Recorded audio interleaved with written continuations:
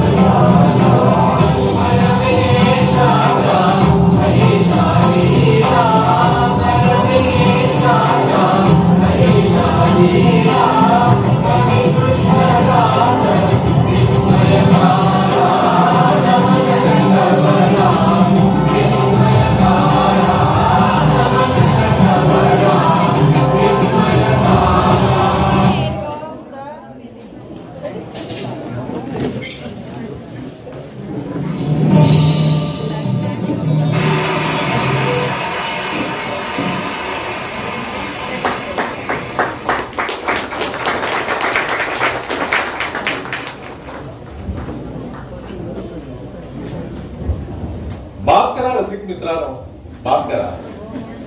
आपल्याला बराच वेळ ताटकळत बसावं लागलं याची जाणीव आहे मला, पण माफ करा, माझा अगदी नाही झाला. खरं म्हणजे वक्तशीरपणा आमच्या अंगात नाटका इतकाच भिनलेला. आमच्या कंपनीची शिस्त अशी होती की तिसरी घंटा 9 वाजता व्हायची, म्हणजे बरोबर 9 वाजता. 31 वर्ष आमच्या कंपनीच्या नाटकाचा पडदा वर गेला तो बरोबर 8 वाजून 60 मिनिटात. 61 मिनिट पडद्याला वर जाताना घड्याळात कधीच बघितलं. माझं घड्याळ कुठे गेलं आहे?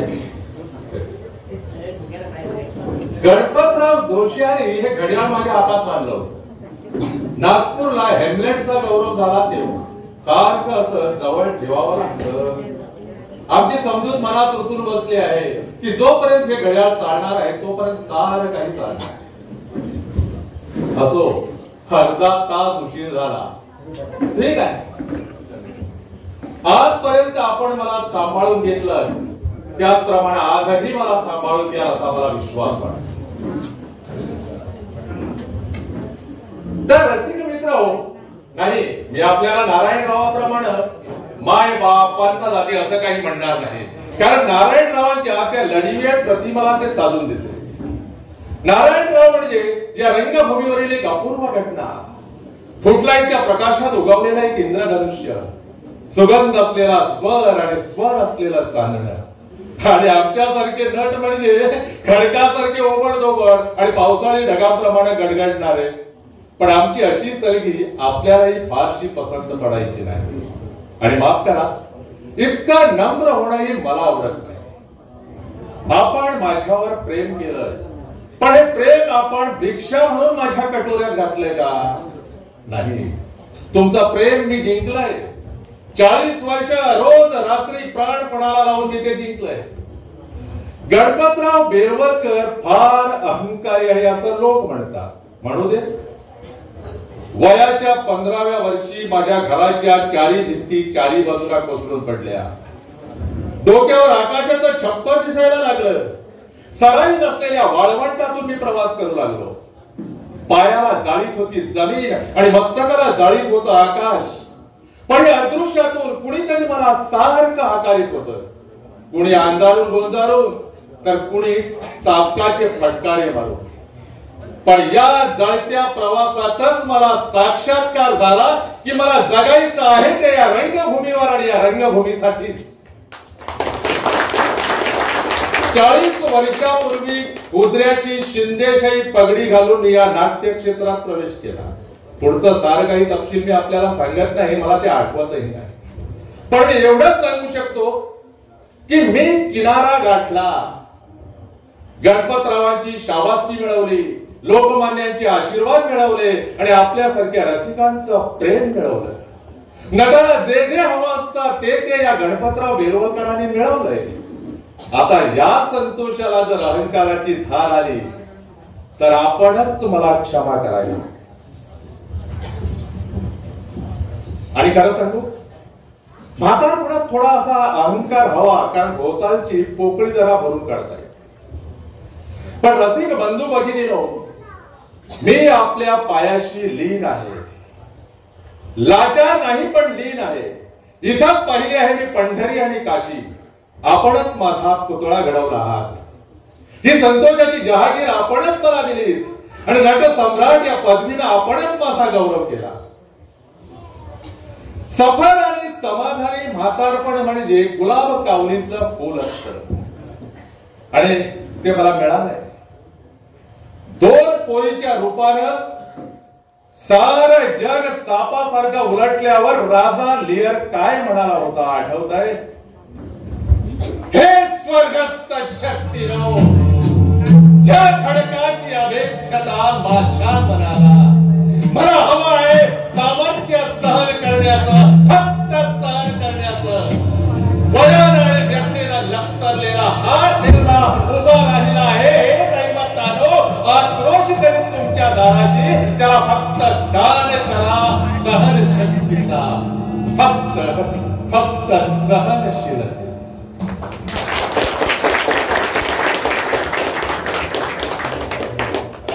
पण दोस्तांना खरं सांगू,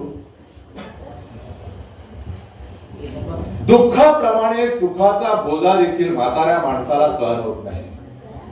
आणि म्हणूनच मी माझं सुख, माझं सर्वस्व मी माझ्या दोन्ही कोकरांना वाटून द्यायचं ठरवलंय. माझं सुख, माझी मालमत्ता, सारं काय माझ्या 2 पोरं म्हणजे मोगऱ्याच्या कळ्या आहेत आणि मी त्याला वाढवलंही तसंच. केल्या सवरल्याचा बापानं कधी म्हणू नये नये, पण मी तुम्हाला म्हणून सांगतो, रुपयांच्या आंघोळी घातल्या त्याला. अर्ध आयुष्य गेल्यावर 4 पैसे करवंडीला लागले आणि त्याच वेळी या पोराने या घराचा गोकुळ केलं. आणि माझी बायको, मी तिला सरकार म्हणतो, आणि तेही प्रकरणच आहे. नाटकाचा प्रयोग झाला की मीठ मोहऱ्याने माझी दृष्ट काढीत असे, अगदी साठीत शिरल्यावर सुद्धा. नाटक संपल्यावर पहाटे माझं जेवण आणि हिचं जेवण त्याच्याही नंतर. उपास तपास तर इतकी करते की बाई जिवंत कशी राहते याच मला नवल वाटतंय. लग्नाच्या जुगारखान्यात अशी बाई हाती मिळणं हे तर भाग्य. नाटकाच्या पडत्या काळात मला फार वनवास पत्करावा लागला, पण पोरांची आबाळ होऊ दिली नाही. आणि त्या कार्ट्याने शेवटी चीज केला. नंद्या, सून जावई तशीच मिळाली आहे, जणू काही माझ्या अंगणात उगवलीत ती. आणि ही पोरं जर आजूबाजूला बसली ना तर राम पंचायत घडल्यासारखं वाटत. हा माझा नंद्या एमए झालाय गधडा. एमकॉम? अरे अशी काही पदवी असते तुझ्या अडाणी बापाला कुठं ठाऊक. तर हा एमकॉम झालाय. कंपनीच्या मास्तराजवळ श्री गणेश शिकत होता तेव्हा साजऱ्यानं नाक पुशीत होता. आता नकाशिकांत साहेब झाला आहे. कोर्टातल्या एका मोठ्या कंपनीत हुद्देदार आहे. कुठली कंपनी होती नंद्या? फील्ड वर्कर कॅरोनॉसी ट्रान्सपरंट. नकला पाठ करायचे दिवस राहिले नाहीत आता. तू आता मला 1000दा जरी सांगितलं ना तर डोकं पुन्हा रिकामत राहील. तर हा फिल्डिंग वक्रेश काय म्हणत बरोबर इत्यादी इत्यादी कंपनीचा हा मॅनेजर आहे. पुढे 4 महिने कंपनीच्या कामासाठी हा चीनला सुद्धा जाऊन आला. चीन नव्हे मलेशिया. अरे तेच रे, ते बंगाल ओलांडला ना की सगळीकडे हिरवा रंग आणि चपटी नाटक. पण तिथं जाऊन याने कंपनीचा काय कल्याण केलं देव जाणे. पण इथं आल्यानंतर सारखी वरती घेतोय. आता लाखाच्या पुढे गेलाय, पण शेफारला नाही, उठला म्हटला नाही. उठल्या सुटल्या माझ्या डोक्यावर पाय ठेवतोच. अरे पुरे झालं बाबा, पंढरीच्या विठोबाप्रमाणे माझ्या पायाचा झिजून झिजून वाटोळा होईल. अजून काही वर्ष गाठोडा उतरायचे जरा. पण तुला एक सांगतो नंद्या, आम्ही आज आहोत उद्या नाही. पण कुणाला तरी नमस्कार करायची ही रीत मात्र कायम ठेव बेटा. अरे ज्याला नमस्कार करायला जागा नाही ती माणसं अभागी, आणि ज्याला नमस्कार करायला जागा असून जो करत नाही ना तो एकदम कपाळ करत आहे. अरे अमृताशी पैदा जिंकेल अशी चीज आहे ही नंद्या. अरे पुरे झाले बाबा पुरं. अरे नमस्कार करीत जा म्हटल्यावर नमस्कारच करीत राहू नये, पण साठी सामाशी कुणाला नमस्कार करताना लाज वाटू देऊ नको तेवढंच महत्वाचं. तेव्हा मित्र हो, हा माझा मुलगा नंदा. आणि सुनबाई, अगं हे सुनबाई, ही याची बायको शारदा. शारदा हिचं नाव सासऱ्यानं ठेवलं, नवऱ्यानं नाही. हा आणि तिला ते मनापासून आवडलं नाही. पण करणार काय, अल्लादीनच्या दिव्यातून बाहेर आल्यासारखा 11 राक्षसासारखा सासरा कपाळी लागला ना तिच्या. सर करते विचार काहीतरीच काय बोलायचं आहे. अहो तुमची आवड ती माझीही आवड. ऐकलं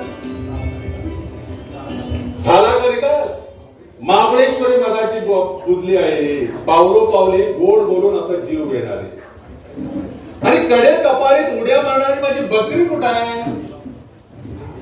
नले, अगं हे नले, आज माझ्या आयुष्यातला हा आनंदाचा दिवस आहे, ज्यावेळी मला सगळी माणसं माझ्याजवळ हवी आहेत. नले, अगं हे कार्टे, काय सांगा. नवऱ्याने धरून ठेवलं होतं वाटतं. बाहेर यायला इतका उशीर करतेस ती. काय करे आईनं मदत करीत होते. हे आमचा कन्यारत्न आमच्या छावणीत आली ती नलिनी या नावानं ओळखते. आणि नवऱ्याच्या छावणीत गेली की सौभाग्यवती कालिंदी सुधाकर कार्लेकर, त्यारोप Sudhakar Karlekar, deputy engineer Nashik division. अष्टपुत्र भव. नको गडे. हो हो हो हो, मी विसरलोच होतो. कारण या खात्याचा कारभार पूर्वी स्वर्गातून होत असे, आता दिल्लीतून होतोय. त्याने मनाई केली आहे राष्ट्रपुत्रांना.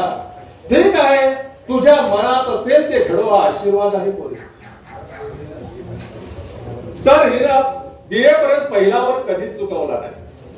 मोठ्या इंजिनियरशी लग्न करून तिथेही पहिल्या वर्गात पसार झाली. नाशिककडील धरणावर नेमणूक झाली आहे आमच्या दामातांची.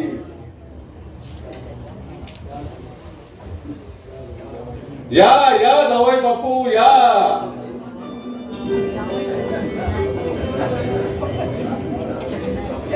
जावई,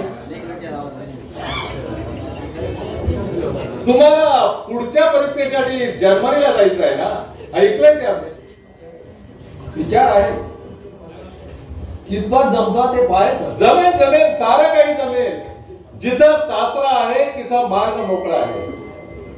तुम्हाला जर्मनीला जायचं आहे आणि या कबुतरांच्या जोडप्याला मुंबईत स्वतःच्या मालकीचा एक फ्लॅट घ्यायचा आहे. आणि त्यासाठी तुम्हाला सर्वांना मला सांगायचं आहे, पण आमची गृहलक्ष्मी कुठे गेली? सरकार, तिचं नाव कावेरी, पण मी याच नावानं तिला आठवण. सरकार, आई आई, आई, अगं तू काय सूत्रधाराची बायको होऊन गेलीस का? बाहेर यायला इतका उशीर करते आहेस ती? काय काम आहे माझं? चुलीवर तवा तापलाय तिकडं. अगं 50 वर्ष तू तापलेल्या तव्याबरोबरच संसार करीत आले. आता उरलेल्या वेळात माझ्या काहीतरीच बोलायचं. कसलं काम आहे एवढं? स्वयंपाक करायचा आहे, 4 माणसं जेवायला यायचे आहेत. गाई आचारी करतायत ना सारं काही, तुलाच कशाला? हे पहा नंद्या, तुझ्यासारख्या आईला स्वतः केल्याशिवाय समाधान मिळत नाही. अरे आचार्य म्हणजे नाटकातल्या प्रॉम्प्टर सारखे, अडलं म्हणजे पुढे नेणार. सरकार, 5 मिनिटं थांब. आजपर्यंत कधीही कुठल्याही व्यवहाराबद्दल मी तुमची संमती घेतली नाही, पण आज घ्यायची. आजचा दिवस हा देवळाच्या कळसासारखा आहे. बांधकाम संपलं हे दुःख आहे, पण देऊळ पुरा झाला हा आनंद आहे. दुःख अटळ म्हणून आनंद आहे. सरकार, तुम्ही मला 50 वर्ष साथ दिली, माझ्या बरोबर भागीदारी केली, पण मला मिळालेल्या त्या भागीदारीत अर्धा हिस्सा आपण कधीही मागितला नाही. हिस्सा मागितला आणि तो घेतला तरी पण फक्त फटके खाण्यामध्ये. असेल ते शिजवलं, मिळेल ते पांघरचं, शेकोटीत घातलेल्या ढालापीचा जिना तुम्ही स्वीकारला. ते सुद्धा दुसऱ्यासाठी हसून हसून रडत रडत केलं. आजपर्यंत कधी हवं नको हे शब्द तुम्ही कधी तुमच्या तोंडातून बाहेर काढले?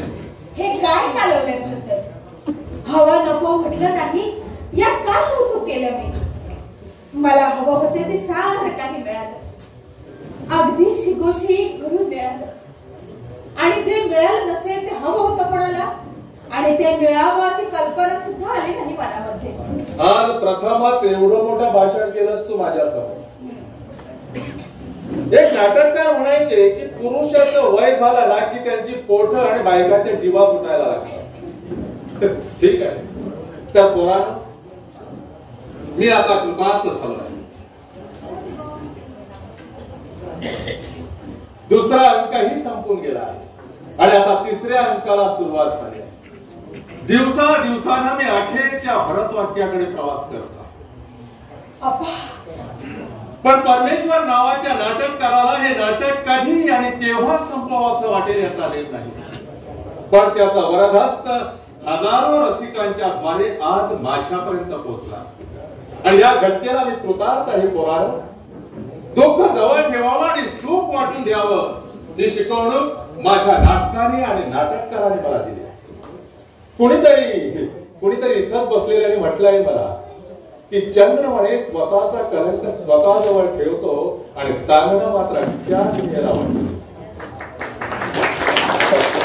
आजपर्यंत माझ्याजवळ वाटण्यासारखं फारसं चांगलं नव्हतं, पण आज माझ्याजवळ जे आहे ना ते सारं काही तुम्हा दोघांना वाटून द्यायचं. 5 लाख रुपये मला अशा संस्थेबद्दल आदर आहे ज्या कार्याला मी नजर केले आहे. आणि बाकीची माझी सारी मालमत्ता ज्या आज मिळालेल्या रकमेसहित सम प्रमाणात मी तुम्हा दोघांना वाटून द्यायचं ठरवलं.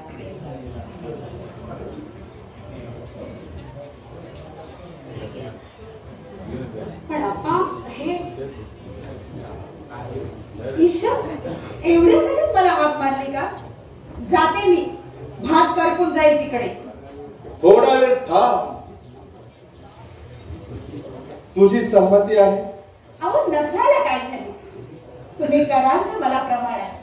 अहो ताटात काय आणि पेल्यात काय, हा फार फरक पडणार आहे. आम्हाला दुसरं काही नको, फक्त तुम्ही हवे आहात. तुमचा आशीर्वाद हो, तुमचा हात आमच्या पाठीवर. काही नको, काही नको. खरंच नको अप्पा. अप्पा मला जे वाटतं ते शब्दातून बोलता येणार नाही. माझा निर्धार झाला आहे पोरानो, आणि अप्पा निर्धार करायचा बेल म्हणजे दगडावरची काळी रेघ हे तुम्हाला ठाऊकच आहे. मी तुमची संमती घेतली नाही, संमती घेतली ती फक्त सरकारची. तुम्हाला फक्त घेण्याचा अधिकार आहे, चर्चा करण्याचा नाही. पोरानो, अरे सरकारने सांगितलं तेच करा. वाटीत आहे ते फक्त ताटात सांगत आहे, त्यासाठी एवढं कासावीस व्हायचं काय करणार? माझी सर्वात मोठी मालमत्ता तुम्हीच आहात पोरानो. तुम्हाला खरंच सांगतो, पैशाची काळजी मी आयुष्यात कधीच केली नाही. आमचे कवी म्हणतात की पृथ्वी सूर्याभोवती फिरत नाही तर ती रुपयाच्या नाण्याभोवती. असे नाही, पण मी फारसा पृथ्वीवर राहिलोच नाही. माझी पृथ्वीच वेगळी होती. कवीच्या प्रतिभेला निर्माण केलेली, थिएटर मध्ये अंतराळात तोलून धरलेली, सूर्य चंद्राला नव्हे तर या अशा रंगमंचावरील दिव्याने प्रकाशित केलेली. रुपया आणण्याचे जमा खर्चही माझ्या जगात फारसे पोचलेच नाही. द्रव्य मिळत होत तेव्हा हस्ताच्या पावसासारखं माझ्या अंगावर कोसळत होत. पण हा राजवाड्याचा पडदा देवानं गुंडाळला केव्हा आणि मागे जंगलाचा सीन केव्हा उभा राहिला हे मला नाटकाच्या नशेत काहीच उमजलं नाही. पण नटावर प्रेम करणारे लोकही नटासारखेच वेळे असतात. त्यांनीच माझे सगळे जमा खर्च सांभाळले, माझे व्यवहार कधीला नेले. कंपनीच्या नावावर कर्ज काढली आणि ती स्वतः गल्ल्यावर बसून फेडली. पण शेवटी पराभवाचा पांढरा सफेद फ्लॅट माग लागला आणि माझ्या मनानं नाही तर माझ्या म्हातारपणानंच या रंगदेवतेला अखेरचा नमस्कार केला. पोरानं हॉस्टेलमध्ये ठेवलं आणि आम्ही खेडेगावात जाऊन राहिलो. पारावर बसून त्या वडाच्या झाडाला आणि मारुतीच्या मूर्तीला मी माझी भाषणं ऐकत असतो. रंगभूमी कोसळली होती, नट संपले होते, सारं काही उद्ध्वस्त झालं होतं. प्रकाशाच्या धास्तीने एका भुयाराच्या पाणथळीत राहत होतो मी, जखमी झालेल्या रानमांडरासारखा. पण तसं म्हणाल तर सुखात होतो मी, कारण हवा निर्मळ होती, माणसं प्रेमळ होती, काळ्या जमिनीचं वात्सल्य अपार होतं. पण आपण एका कोसळलेल्या इमारतीचा चिरा आहोत ही जाणीव मात्र मनात नाटक नव्हती. आणि आता मात्र मी त्या पोरांच्या भरोशावर मी खरोखरच रिटायर झालो. आणि कायमचा मोरवाडीची शेतीवाडी थोडी विकली, त्याचेही मला पैसे आले. आणि आज तुमच्या साक्षीनं या माझ्या दोन्ही फांद्यांना मी समप्रमाणात विभागून देत आहे. नंदा, नरू, हा चेक, रक्कम निम्मा निम्मा दोघांनी वाटून घ्यायची आणि मालमत्तेचे सगळे कागदपत्र करायला वकील दुपारी येणार. आज मला खरंच आनंद वाटतोय पोरानो. आज माझ्याजवळ जे होतं ते आता तुमचं खरं आहे. आम्ही दोघंही आता तुमचे झालो. सरकार, आपण थोडे दिवस नरूकडे त्याच्या नव्या फ्लॅटवर राहू आणि थोडे दिवस नरूकडे त्याच्या टेकडीवरच्या बंगल्यावर. नाही मुंबईत नको, तू कायमचा आमच्याकडे राहायला हो, अगदी कायमचं. शहाणी साहेब, सणासुदीला येते ते तुझ्याकडे, पण एरवी इथंच आमच्याकडे. पाहिलं, बेलवलकर नट म्हणून संपला आता तो फक्त बाप म्हणून राहिला आहे, जे अशा पोरांच्या भांडणात गुरफटलेला. पोरानो, आता या मोबदल्यात मला तुमच्याकडून एकच मागणी हवी आहे. मागणी म्हणू नका, आज्ञा म्हणा. मागणी ही की तुम्हा दोघांच्याही घरात किमान 2-2 बछडी तरी आम्हाला पाहिजेच. मग नंतर खुशाल तुम्ही लोकसंख्येची चिंता करा. काहीतरीच काय. आता जाऊ का मी? साऱ्या स्वयंपाकाचा बिनता होईल तिकडे. थांब जरा. अगं ही पोरं जाऊ दे, आता तू थांब. म्हणजे काय? पोरानो, तुम्ही चला, आता तुमचं काम संपलंय. तुम्ही चला. नलू, जावई तुम्ही पण चला. नलू, आई बघा तुरीकडे लक्ष ठेव. चल, असा असा काढ्यालो असा असू दे. प्रेम करायला काही तरुणाला पत्ता दिलेला नाही. खाकत खोकरत का असते ना, आम्हालाही जमतंय ते. हे का भलतच वागणार? अहो अहो, हे का बरं आता आपल्याचं वागायचं? या वेळेला शोभत का ते? हे पहा, सरकार व्याख्यान देऊ नको. इकडे अहो, काही काळ रे. अगं इकडे काय ते?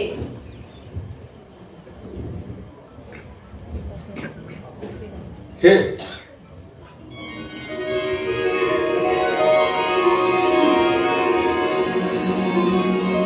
म्हणजे चंद्रहार आहे, तुझ्यासाठी आणला आहे ते. अगं समारंभ आटोपल्याबरोबर मी तिकडेच गेलो होतो, म्हणूनच घरी यायला थोडासा उशीर झाला. मला कशाला दागिने आता ते पोरांना द्यायचे? अगं पोरांना घ्यायचं ते मी दिलंय, आता हेच तुला. आतापर्यंत मला काही दिलं नाही वाटतं. मी दिलं नाही. ज्या जागेवर तू उभी आहेस त्या जागेने तुला दिला, आणि आज आयुष्यात मी प्रथमच मी तुला देतो. आज मी समारंभ आटोपल्यावर तिथे गेलो ना, तरी बरं सराफ ओळखीचा निघाला म्हणून, नाहीतर 5 मिनिटात माझा गाडव करून टाकला असता त्यानं. अहो, पण भारीच किमतीचा दिसतोय. कितीचा असेल मला काय कळतंय? मिरची कोथिंबीरचे भाव मला कळतात. सांगा ना गडे. 2 लाखाचा. बाई ग, एवढी स्टेप गळ्यात घालून बसू? लोक म्हणतील चाळ लागल्या म्हातारीला. अगं म्हणून येत ग. हा घाल तो गळ्या. अहो, पण आता पोरं येतील इकडे. थांब, मीच घालतो. मी काय म्हणते? तो थांब. थांब, मी घालतो.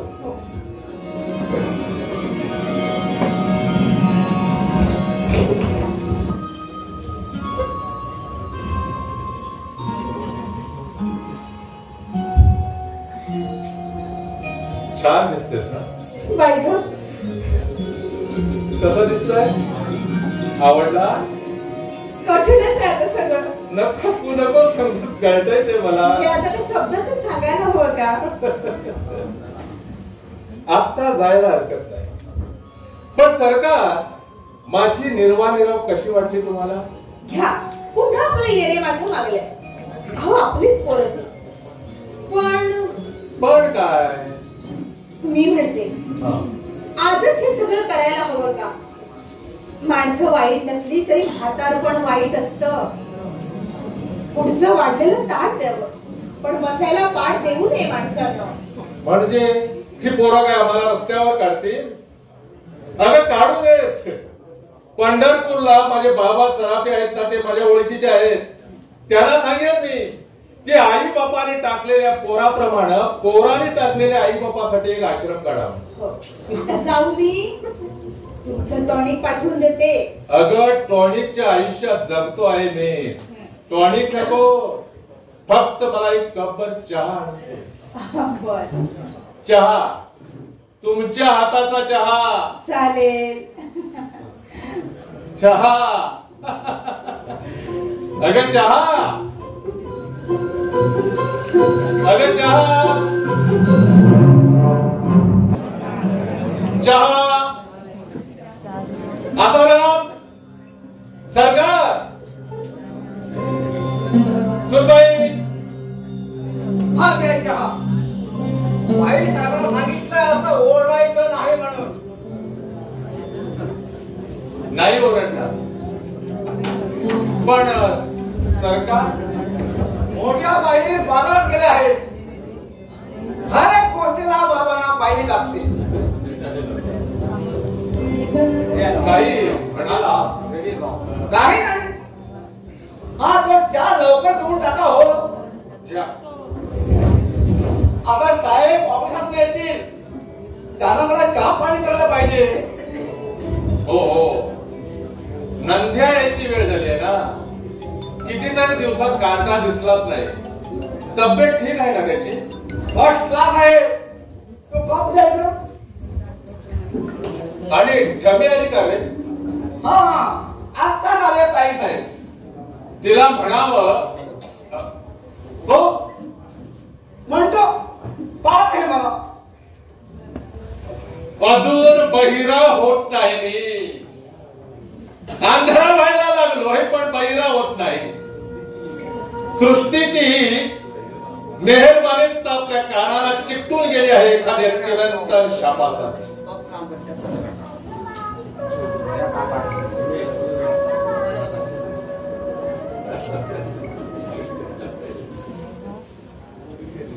आजोबा आजोबा हा एक पुष्याप.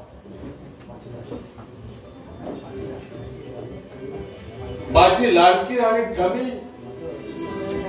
माझं अडकुल कडकुल सोन्याचा खडकुळ.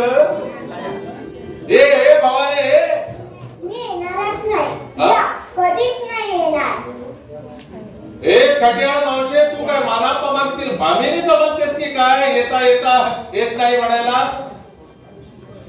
पण का असली माझी चपडी? उगीच. उगीच हो उगीच. कशी फजिती केली एका माणसाची.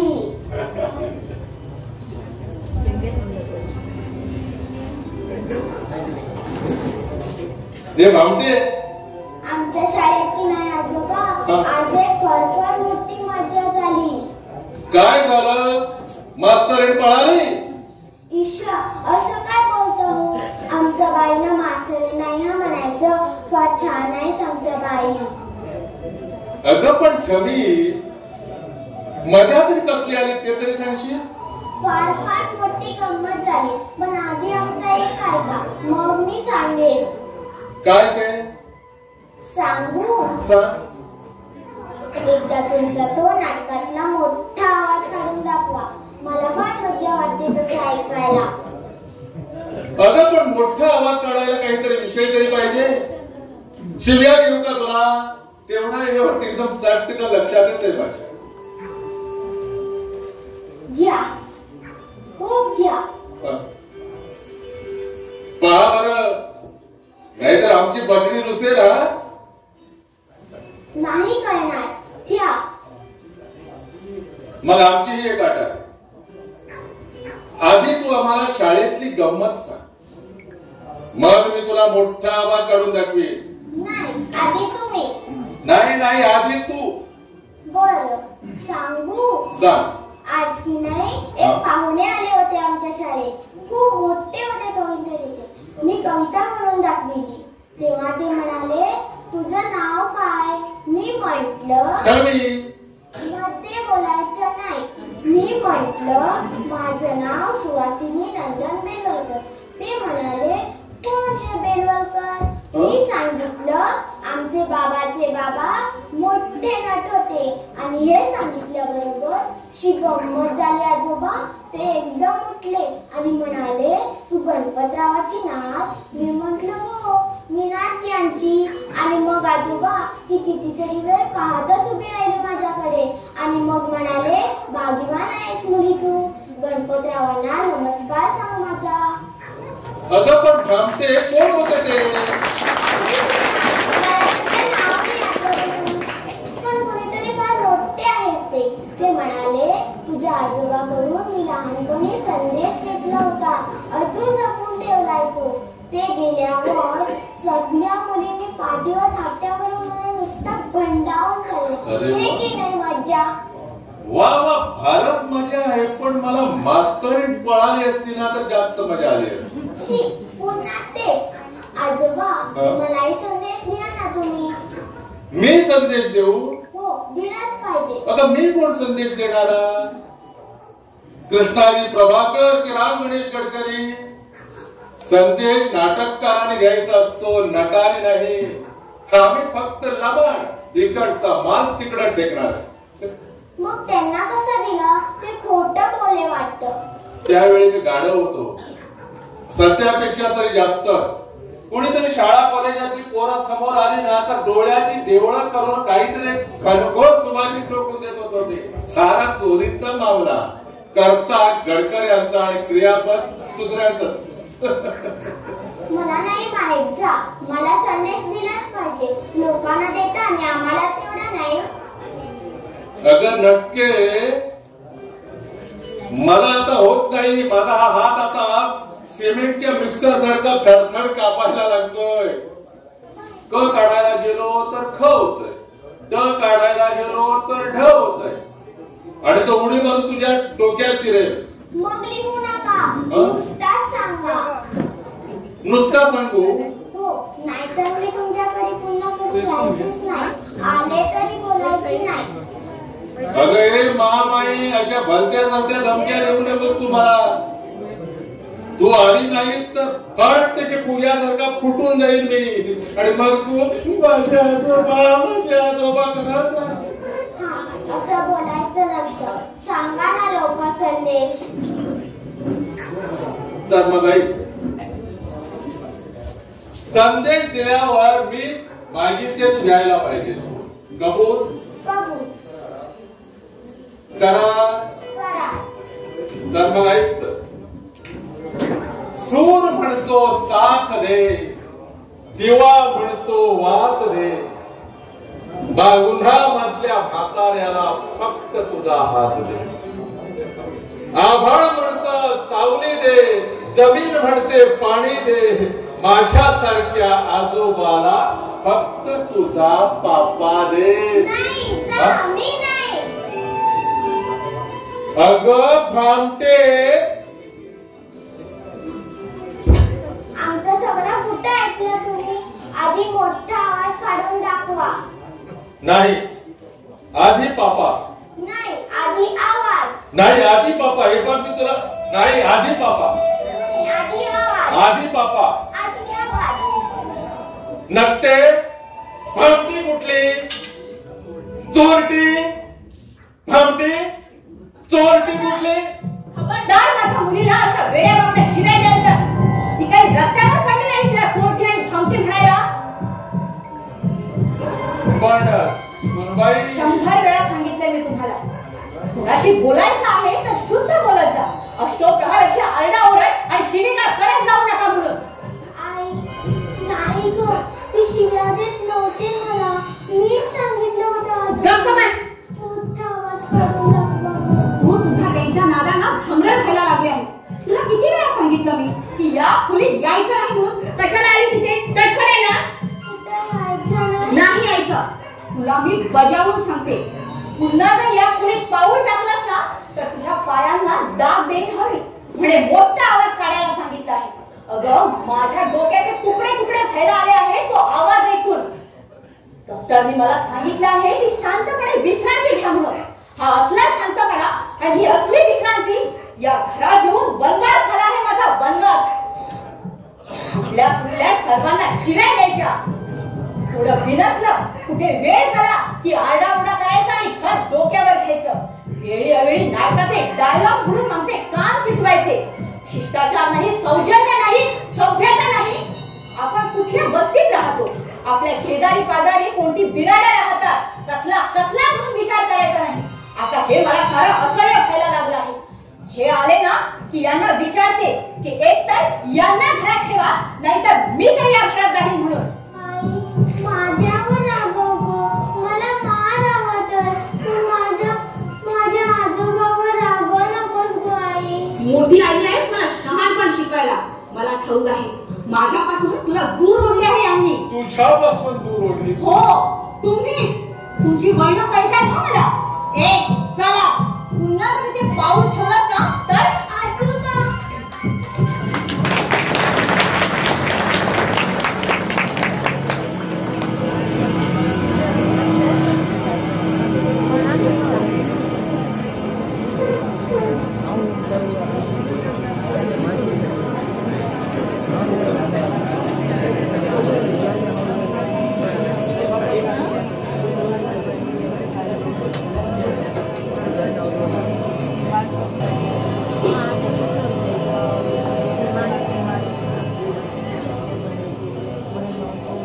अप्पा, मी काय म्हणतो ते ऐकणार आहात का? हो हो, मी ऐकतो. आत्ताच 5 मिनिटापूर्वी अचकट शिव्या देत होते बेबीला, आणि आता आम्हाला पाहून डोळे मिटून घेतले आहेत. नेहमीचीच नाटक यांची ही. नाही सुनबाई, मी ऐकतो आहे. काय सांगायचं आहे तुम्हाला? अप्पा, मला इतकंच सांगायचंय की माणसाच्या सहनशक्तीला मर्यादा असते. होय, असते. अप्पा, हे सारं बोलताना माझ्या मनाला किती यातना होत आहे याची कल्पना तुम्हाला नसेल. आहे, कल्पना आहे ना. अप्पा, 12 वर्षापूर्वी आपण या फ्लॅटमध्ये राहिला. या 12 वर्षातील आम्ही तुम्हाला सांभाळण्याचा मनापासून प्रयत्न केला आहे. तेव्हा आमचं चुकलं असेल, नाही असं नाही, पण तुम्हाला सांभाळणं, तुमची मर्जी राखणं, आपण मोठी झालो आहोत या गोष्टीकडे दुर्लक्ष करून स्वतःच्या घरात लहानपणाच्या भावनेने वावरणं, ही तपश्चर्या आम्ही 12 वर्ष करीत आलो आहोत. आणि अखेर हा अनुभव आला आहे की गोल छिद्रामध्ये चौकोनी कुंटी ठोकता येत नाही, बसतच नाही ती. ठीक आहे, सरकार थोडं पाणी द्या प्यायला. मी देतो. नको नको, सरकार देते. हो, हे आणखी वरून 4 चौघात असं दाखवायचं की मुलं आपल्याला बघतच नाही, काळजीच करत नाही. तसं नाही सुनबाई, 4 चौघ संपले. आता हिशेब राहिलाय फक्त दोघांचा. पेले रिकामे होण्यापूर्वी ती परस्पराने पिऊन टाकायची ही खटपट आहे. खटपट तुम्हाला नाही कळायचं. ठीक आहे, नद्या गोल छिद्रात चौकोनी खुंटी बसत नाही, मान्य आहे. त्याला उपाय एकच आहे. नाही अप्पा, मला तसं काही म्हणायचं नाही. अप्पा, माझ्यावरची जबाबदारी मी कधी टाळली नाही आणि कधी टाळणार नाही. ऑपरेशन करून टाका. काय म्हणणं आहे तुमचं? माझं काहीच म्हणणं नाही अप्पा. खरं म्हणजे काय घडलं ते अजून मला नीट काही कळलेलं नाही. तुमच्या तोंडातलं बोलणं कुठे गेलं? हातातला कुळकुळा कुठे गेला? तुम्हाला काहीच कळत नाही. नंदाजीराव व्यंको टेकपर कंपनीचे मॅनेजर आपण पाळणा सोडून असे रांगण इथं कशाला येऊन उभं राहता? अप्पा, माझ्या पत्नीने तुमचा काही अपमान केला असेल तर तू काहीच करू शकणार नाहीस. अरे तुझ्यासारखे नवरे म्हणजे बायकाने कमरेला खोचलेले हात रुमाल, लव्हेंडर शिंपडलेले हात रुमाल, त्याच्या कपाळावरचा खांब टिपा, फक्त खांब टिपा, हात रुमाल. सरकार, साधा सुद्धा हात रुमाल नाही. मिसर देशातील एका मांत्रिकेनं स्वतःच्या हाताला तयार केला होता. माझ्या आईनं मरते वेळी तो मला दिला आणि म्हटलं, जरा सांभाळा. नंदा, आई, तूही त्यांनाच साथ देत आहेस. माझ्या बायकोनं कदाचित बोलू नये ते बोलली असेल, एखाद्या वेळी करू नये ते केली असेल, पण तुम्हीही ओळखायला हवं की माणसाची सहनशक्ती कुठेतरी संपून जाते. दोष तुमचा नसेल, तुमचा वयाचाही असेल, पण घरात वागताना तुम्ही आपली मर्यादा सांभाळत नाही, ही आज स्पष्टपणे बोलण्याची वेळ आली आहे. माझ्या मर्यादा? होय, तुमच्या मर्यादा. तुमचा अधिकार किती मोठा असला तरी आपण राहता ते एक घर आहे, एक सभ्य सुसंस्कृत वस्तीतील घर आहे, हे तुम्ही ओळखायला हवं. काय घडलं माझ्या हातून? तुमच्या सभ्यपणाला आणि संस्कृतीला लांछन लागेल असं काय घडलं माझ्या हातून? मी सांगते काय घडलं ते. चलू, तू जरा गप्प राहा. का गप्प राहू मी? कमरेला खोचलेले हात रुमाल अशी तुमची निंदा नाराजगी करतात ते तुम्हाला सहन होतं हे सारं? असंच दिवसभर चालू असतं या घरात. साधं सरळ बोलणं कधी कानावर पडत नाही. अहोरात्र कुणाच्या तरी मानेवर खरवत चालवलेलीच असते. आम्ही हे किती दिवस आणि काम न ऐकून घ्यायचं? 40 लाख रुपयांचा तुम्ही आम्हाला फ्लॅट घेऊन दिला आहे म्हणून त्यापेक्षा एखाद्या झोपडीत देखील सुखाने संसार करीन मी. चलू, हा भोग आता मला काही सहन होत नाही. तुमच्या मनाला वाईट वाटेल म्हणून मूग गिळून गप्प होते मी. गेली 10 वर्षे सुखाची स्वप्ने पाहून या घरात मी पाऊल ठेवलं, पण या घरात सुख नाही, समाधान नाही आणि आमच्या संसाराला आकारही नाही. काही मनासारखं करावं म्हटलं की हे मध्ये उभे राहतातच. यांच्या वागण्यामुळे पाहुणे रावळे सुद्धा आमच्या घरात येत नाही. मोठ्यांची माणसं घरात येऊन बसायची म्हटली की आम्ही इथे का आलो आहोत असं त्यांना वाटायला लागतं. 100दा सांगितलं मी यांना की खोलीच्या बाहेर पडू नका, पण काहीतरी निमित्त काढून मुद्दाम खोली बाहेर येतात आणि सगळ्या घराचा उकिरडा करून ठेवतात. यांच्या असल्या बोलण्यावरून नोकर चाकर सुद्धा या घरात टिकत नाही. पुढे उठायचा हा सगळा पसारा. हो, सासूबाई सगळं करतातच, पण त्यांचं सारं दुखणं अंगावरच काढावं लागतं त्यांना. तुम्हाला काही वाटत नाही हो, कारण तुम्ही दिवस रात्र फक्त घराबाहेर असतात. साता जन्माचं वय असल्याप्रमाणे माझ्या पोटच्या पोरीला सुद्धा माझ्यापासून दूर लोटून पाहताय हे. यांच्या असल्या गावढळपणामुळे माझ्या मुलीच्या आयुष्याचा सत्यानाश करून पाहताय हे. चिरू, तू असं संताप करून घेऊ नकोस. तुझी तब्येत बरी नाही. मेले तर सुटले एकदाची.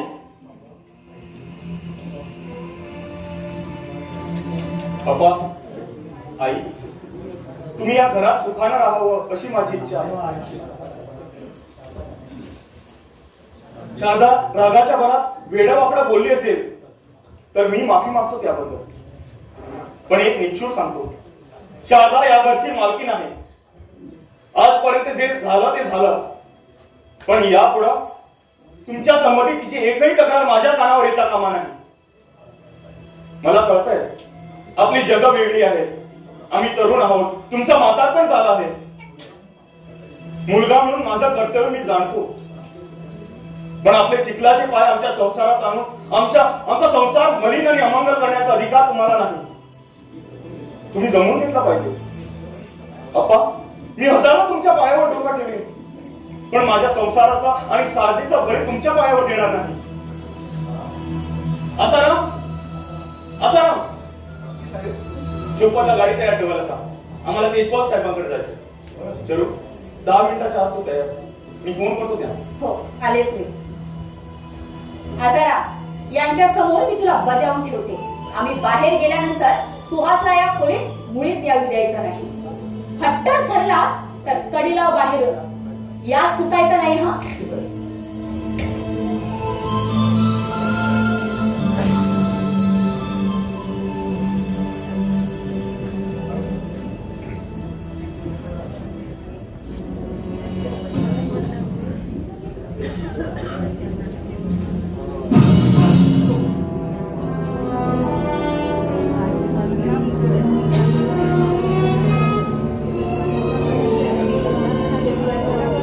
हो, तुम्ही तरुण आहात म्हणजे करता येतो फक्त तुम्हाला संभोग माणसांच्या माथ्याची.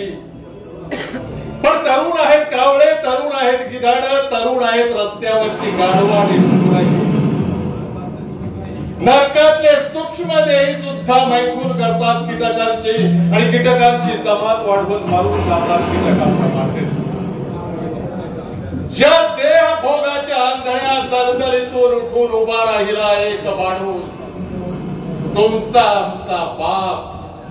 त्याने चिरून काढलं स्वतःचं शरीर आणि आकाशावरील रक्त नक्षत्रावर त्या रक्ताचा शिंपण करीत तो ओरडला की कुणीतरी आहे का.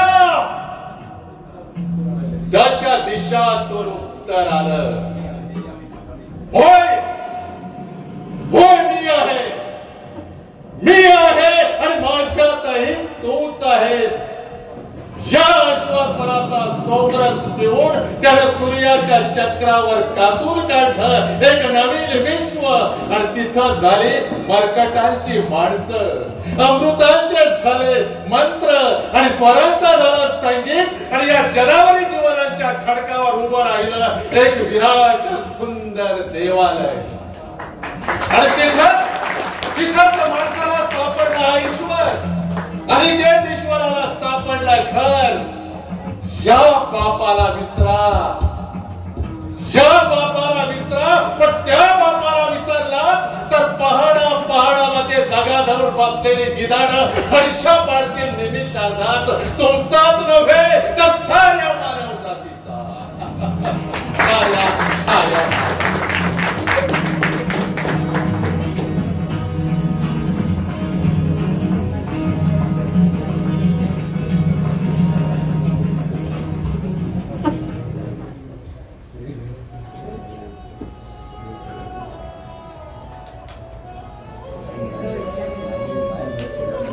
चलायचं ना? चालायचं कुठं? या घराबाहेर. हे घर सोडून? हो.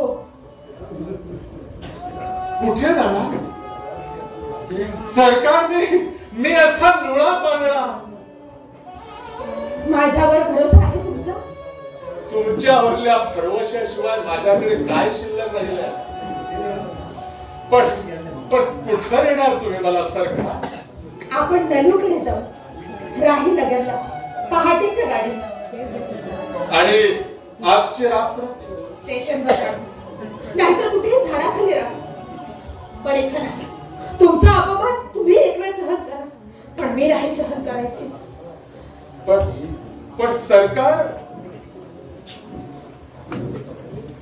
सरकार मी असा हा कपल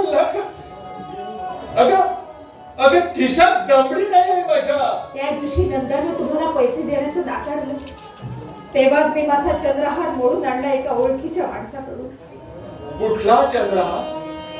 सत्काराच्या दिवशी तुम्ही मला दिला होता, ज्या दिवशी तुम्ही मुलांना सगळं दिलं आणि मला चंद्रहार दिला. नलूकडे जायचं. नलू माझं लाडकं कोकरू. नलू तशी नाही, माझी खात्री आहे. मागल्या पत्रात तिने अजिजीने लिहिलं होतं की तुम्हा दोघांचे पाय आपल्या बंगल्याला कधी लागतायत असं झालंय मला. आपली पोरं चांगली आहेत सरकार, पण आपला हातात पण वाईट आहे ग. ठीक आहे, पण आता मागं जाऊन तरुणही होता येत नाही आणि पुढे जाऊन वरताही येत नाही. कोट आणि तुमची टोपी घेतली आहे मी बॅगेतून. हा, शॉलही देईन तुम्हाला खांद्यावर. ठमीला एकदा पाहावंसं वाटतंय ग. तिला भेटण्याची मनाई आहे आपल्याला. आसारामनं तिला कोंडून ठेवलंय. चला, पुढे यायच्यात आपण इथून निघूया.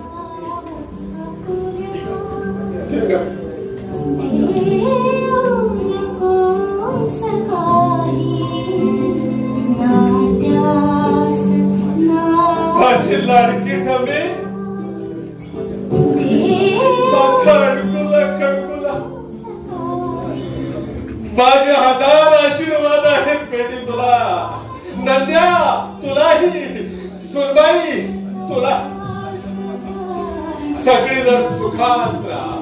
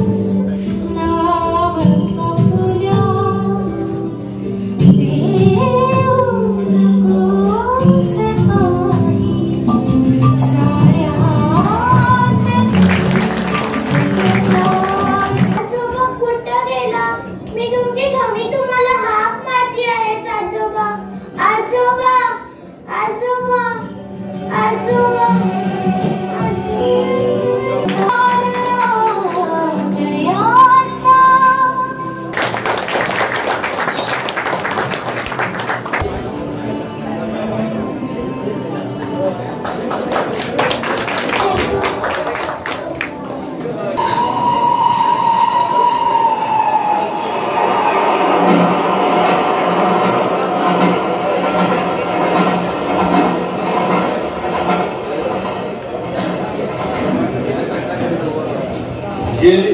कुठली गाडी गेली? 16 दिल्लीला जाणार. ते हमाराने मला सांगितलं 16 अपघात असणार. मला वाटतं अजून पण कुणीच चाललेले नाहीत. आपण उगाच काढत बसलोय आतापर्यंत. पण असं कसं होणार? पण दादरच्या स्टेशनवरनं आपण कार गेली होती.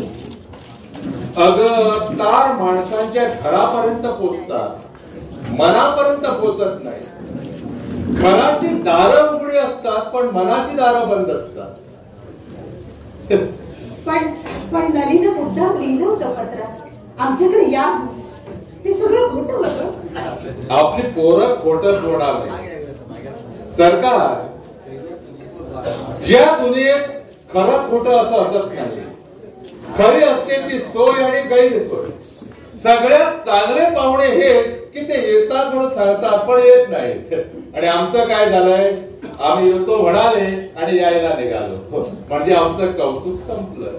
मी पाहून येते, तुम्ही बसा इथंच. हा, कार्टीला वेळ झाला नसेल, पण घरात थंडीवर लवकर माणसं आहेत, कुणीतरी आल्याशिवाय राहणार. मी पाहून येते, पण तुम्ही उन्हात फलाटावर जाऊ नका, इथंच बसून राहा सामानाजवळ. हा, अगं तो पदर जरा. हा येतो. हो, पुढे.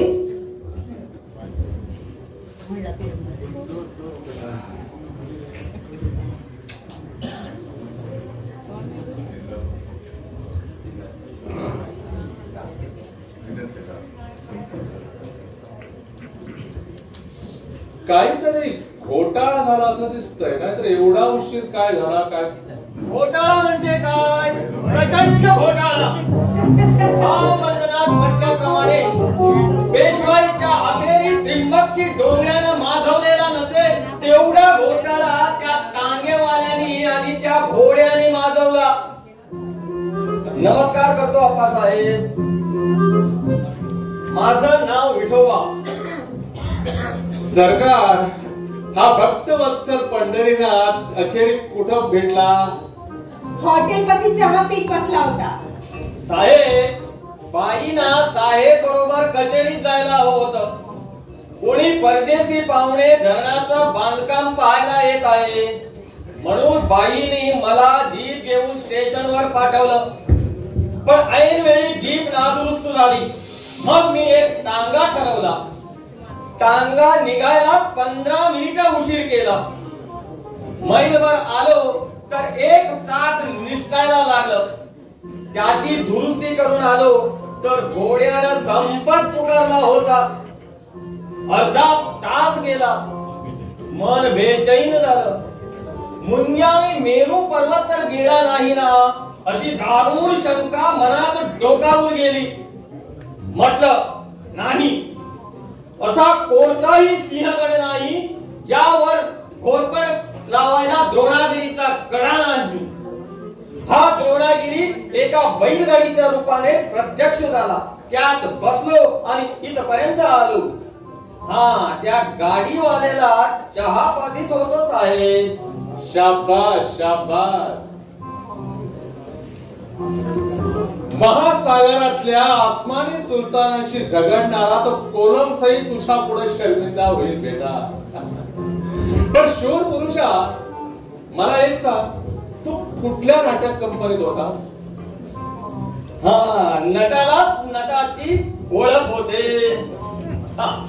तसा पहिला मी महाराष्ट्रात होतो. कुठल्या खात्यात? होतो स्वयंपाक खात्यात. पण अधून मधून नाटकातही काम करीत होतो. पुढं बलवंतात आणि शेवटी कंपन्या मोडल्या तेव्हा श्री कपालेश्वर नाटक कंपनीत हिरो म्हणून काम करीत होतो. आता राहीनगरचे साहेब लोक हेमलेट नाटक बसवतात स्पर्धेसाठी. त्यात मी भूताचं म्हणजे हेमलेटच्या मेलेल्या बापाचं रोल करतोय. वा वा, कास्टिंग तर उत्तम चालली. पण त्रस्त संबंधा, आपण इथून आता घरापर्यंत जाणार कसे? या प्रदेशातील तर सगळी वाहतूक कोलमडलेली दिसते आहे. एक वाहन आसमतात आहे. आहा, घरच्या गाडीचा आवाज. बाहेर कुणीतरी आले ते, बाई किंवा बाई साहेब. हो हो हो. हाय, हॅलो पप्पा. ठीक आहे. चिमणीच्या पिल्ल्यानं आधी घरट्यात शिरून चिवताईचीच भेट घ्यायला आली. मग खांदीवर बसलेला चिव बाबा. काय अप्पा? सुखी राहा बेटा. नरू इतकी वाढलीस कशाला? आजारी होतीस का कांटे? नाही अप्पा, आपण ते गुपित आहे. अहो, सांगायचं नाही, नाहीतर अप्पा मूर्खात काढतील मला. नरे, कंपनीच्या बागेवर एका बिर्हाणी डोळा लावून बसली होतीस ना, तेव्हाच ओळखलं होतं मी. आता जुना झाले ते. जावई, तुम्ही जावई ना, नाही 5-6 वर्षातून आज बोलतोय म्हणून म्हटलं. अरे माझा इतका खेळ बंडोबा करू नका. काय झालं माझ्या बकरीला? तुमची बकरी हल्ली डायटिंगवर आहे अप्पासाहेब.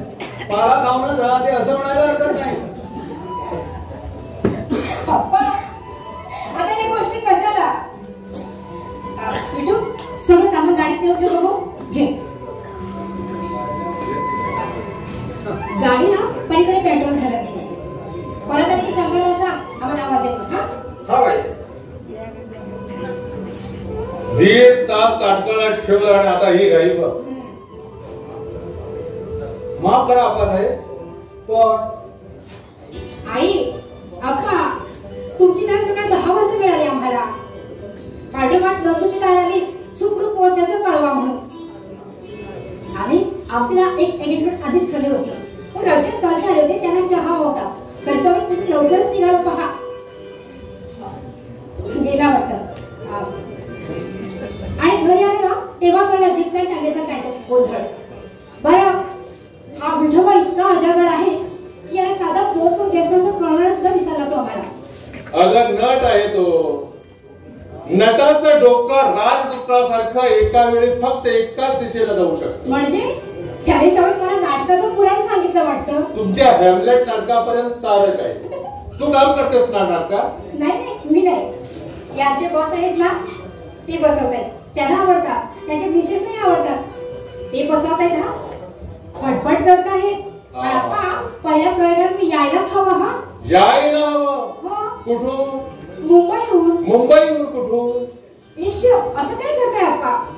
नंदूला देखील मी तिथं बोलावून घेणार आहे. मी आता नंदूकडे जाणार नाही. म्हणजे? पण तारीख तर त्यांनी म्हटलं आहे 7-8 दिवसांनी पाठवून द्या म्हणून. तरीही नाही. मग आम्ही इथंच राहणार आहेत कायमचे. कायमचे? चिंता करू नकोस. जिवंत आहे तोपर्यंत. अप्पा, मी चिंता करेन असं वाटतं का तुम्हाला? कुणास ठाऊक, पण तुझ्या चेहऱ्यावरती दिसली म्हणून म्हटलं. नाही अप्पा, नंदू काही म्हणेल याची भीती वाटली मला. तो काही म्हणणार नाही. जावई, तुमचं घर मोठं आहे ना? हो, भरपूर मोठं आहे. आणि पोरं किती आहे? 2. पण ती कॉन्व्हेंट मध्ये असतात लोणावळ्याला. म्हणजे घर नाही, नुसत्या भिंतीच आहे. अप्पा, आमचं विठोबा आहे ना 10-15 ठिकाणी आहे. अहो, या बोलण्याच्या दादात हार राहिलाच की. अहो, याच पिशवी नाही राहतो. हो, अलग सामान आणलं मी. हो.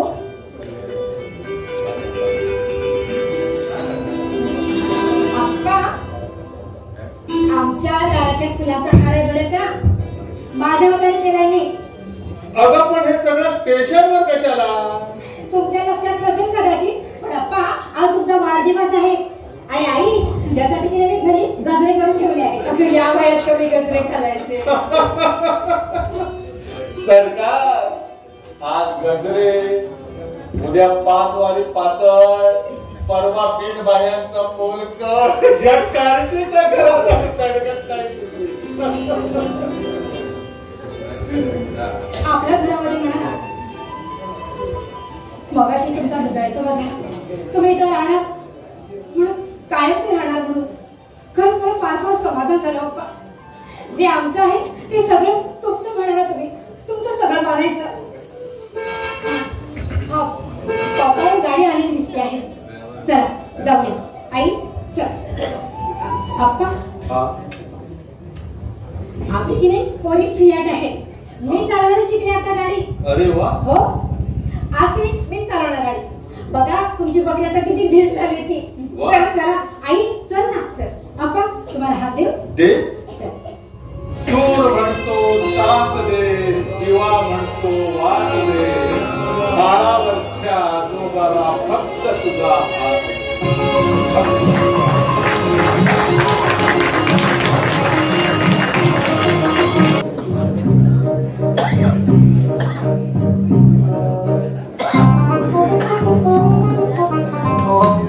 चंद्रसेना असा नीच कर्म तिच्याकडून घडलं तरी कसं? चंद्रसेना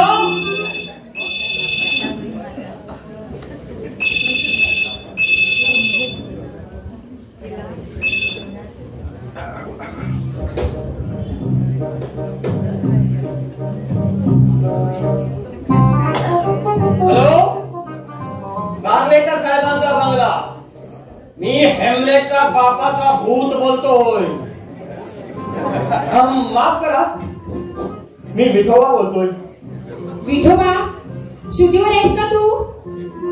आई साहेब, हो, मीच बोलते आहे. हे बघ, आम्ही इथं क्लब मध्ये आहोत. आता मोठ्या साहेबांना कळवळकरांचा फोन आला होता का? अरे ऐकतोस ना? हो हो हो बाई साहेब. ते बाईना घेऊन आपल्याकडे यायला निघाले आहेत. 10 मिनिटात येतील बघ. ठीक आहे बाई साहेब. त्यांना अप्पाला भेटायचंय. ते आहेत ना घरी? आहे. हा, नाही नाही नाही, जवळपास कुठेतरी गेले आहेत. येतात ते. त्यांना थांबायला सांग. आणि आईला संध्याकाळचं औषध दिलंस का?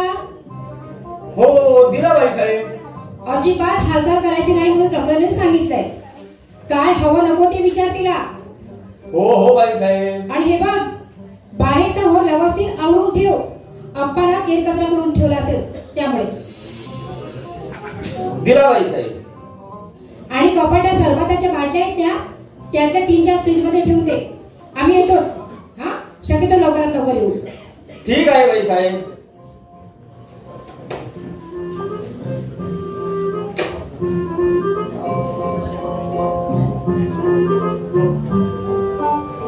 शपथ वाहा,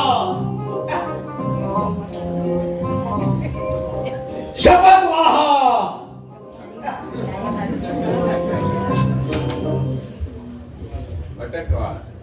शपथ वाहा.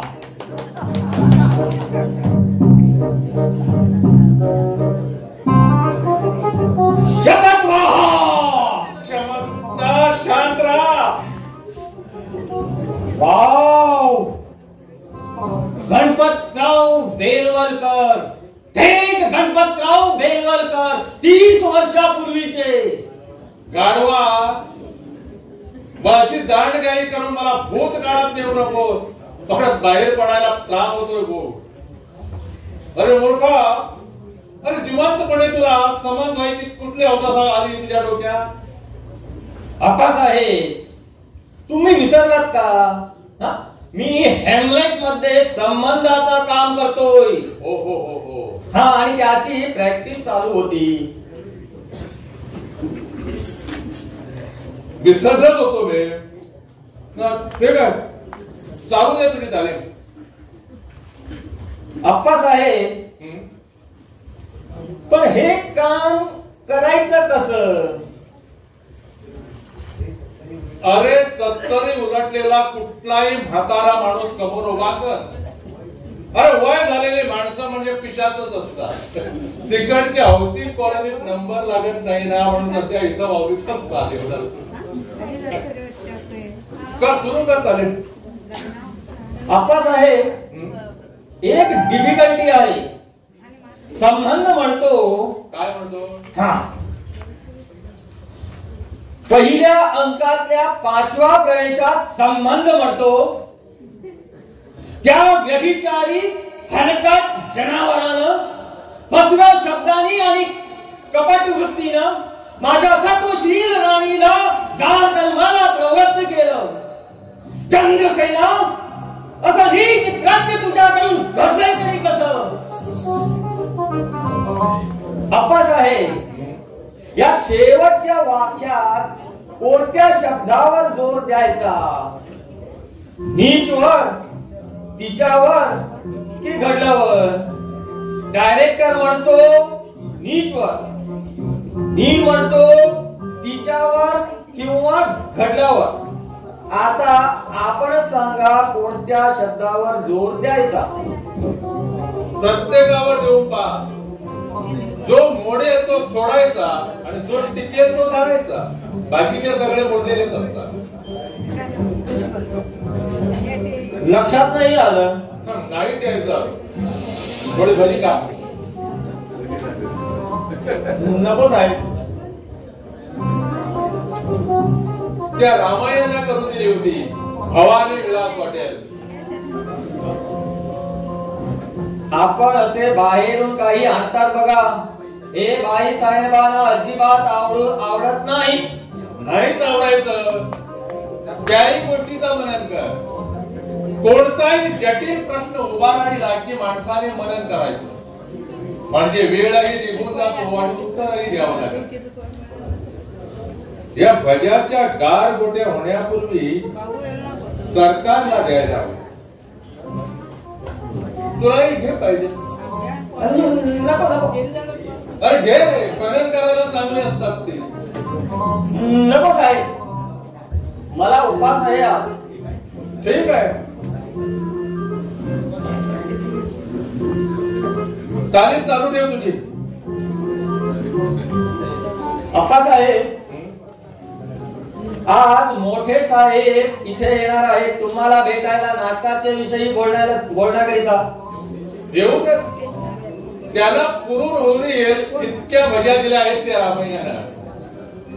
भवानी विलास हॉटेल. भवानीला कधी विलास केल्याचं त्याच्या काकाला कधी आठवत नाही, पण भजी चांगली करतो. सरकार,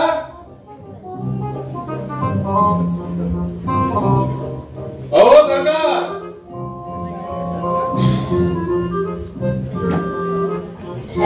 चंद्रसेना,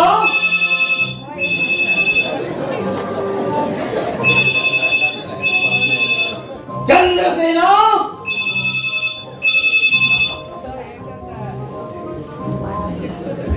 हॅलो चंद्रसेना. विठोबा, आज भांग जास्त घेतलीस का? नाही बाई साहेब. मोठे साहेब आले नाहीत का अजून? नाही बाई साहेब. आप्पा आले आहेत, आले. त्यांना थांबायला सांगितलंस ना? हो हो हो बाई साहेब. मीटिंग संपत आली आहे, आम्ही निघतोच आहोत. हा, आणि सरबताच्या बाटल्या फ्रीज मध्ये ठेवल्यास ना? फ्रीज मध्ये? आणि मगाशी काय सांगितलं होतं तुला? हा ठेवले आहेत बाई साहेब. वेधळा. फ्रीज मध्ये सरबताच्या बाटल्या. चंद्रसेना, असं नीच कृत्य फ्रीज मध्ये घडलं तरी कसं?